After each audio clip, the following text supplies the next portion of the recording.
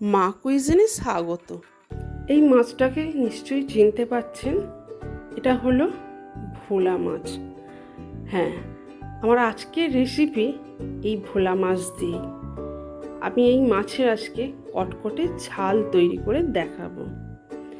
এই ভোলা মাছের ঝাল যদি ভাতের সঙ্গে থাকে তাহলে আর অন্য কোনো তরিতরকারির প্রয়োজন হবে না। অনেকেই ভোলা মাছের ঝাল পছন্দ করেন। তার আগে আমি নুন হলুদ মাখিয়ে নিচ্ছি। দেখুন, অনেকে বরফের মাছ আবার পছন্দ করে না, কিন্তু এই বরফের মাছ এত টেস্টি, ভাতই বলুন বা রুটি বলুন সব কিছুর সাথেই ভালো লাগে। নুন হলুদ মাখানো হয়ে গেছে, এটা আমি মিনিট 5 জন্য রেস্টে রেখে দিলাম। ঝালের জন্য কী কী নিয়েছি একটু দেখুন। 2টো পেঁয়াজ আমি স্লাইস করে কেটে নিয়েছি, 4টে কাঁচা লঙ্কা নিয়েছি, একটা টমেটোকে কুচো কুচো করে নিয়েছি, একটা পেঁয়াজকে পেস্ট করে নিয়েছি, আর 2 চামচ আমি রসুন বাটা নিয়েছি। আদাকে আমি আগেই পেস্ট করে রেখে দিয়েছি। দেখুন, কড়াটা গরম হয়ে গেছে, কড়াতে তেল দিচ্ছি। তেলটাকে এবার এরকমভাবে কড়াতে ঘুরিয়ে নিতে হবে। এবার মাছগুলো আমি এক এক করে ভেজে নেব।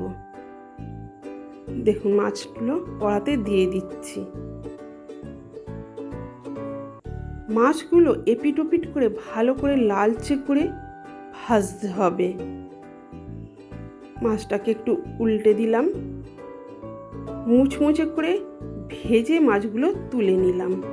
বাকি মাছগুলো আমি ওই একইভাবে ভেজে নিচ্ছি।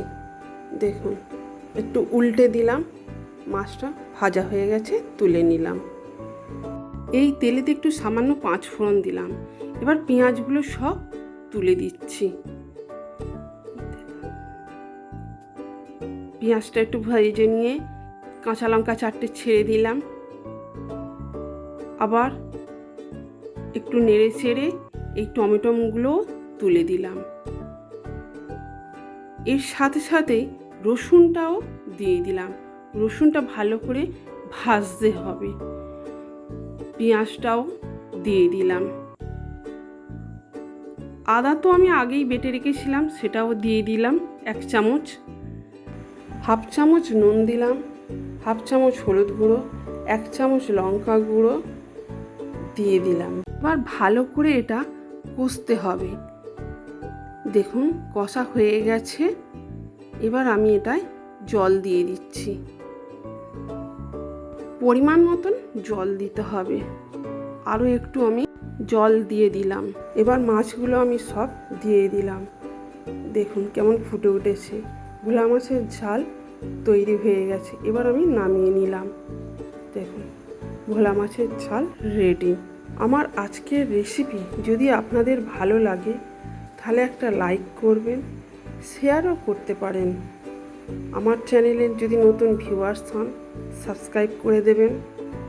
আর নতুন রেসিপির আপডেট পাওয়ার জন্য বেল আইকনটা অবশ্যই প্রেস করবেন।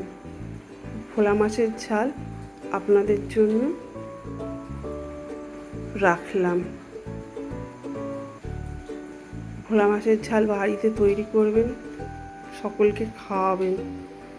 সুস্থ থাকুন, ভালো থাকুন। ধন্যবাদ।